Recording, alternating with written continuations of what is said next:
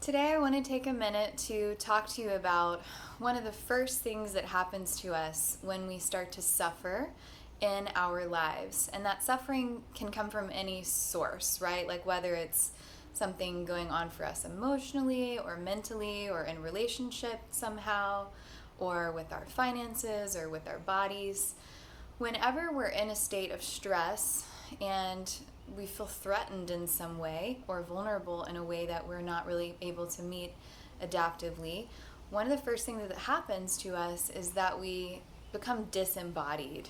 We are no longer very in tune with our bodies, and we typically start to lose touch with the things that we do for our body that take good care of them. Some signs that you may be in a place where you're less connected with your body might be that you're not nourishing yourself in the way that you know is best for you in the short and long term.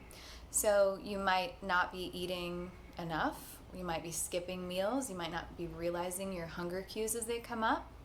You might be emotionally eating where you're eating too much, or you're using food as a numbing or avoidance technique, or you're not drinking enough water, not going pee when you need to pee, not taking the time to exercise or move your body in ways that feel good to you, not unplugging from screens and coming into a place where you can just be with yourself in quiet, wanting to avoid certain things that are daily parts of your routine that are good for you, like brushing your teeth or combing your hair or washing your face or taking a shower. There's so many ways in which we can have these little flags going up that we're losing touch with our connection to our bodies. And having this connection to our body is so incredibly important, and obviously I value it a lot in my work, but I think people in general realize that in order to take care of our health, we have to take care of our bodies. This is a huge part of it.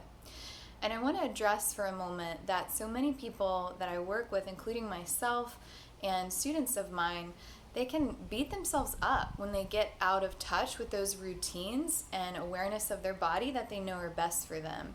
So not only are they disembodied, they then start to feel guilt and frustration with themselves about not eating enough, or about eating emotionally, or about not exercising, or whatever it is.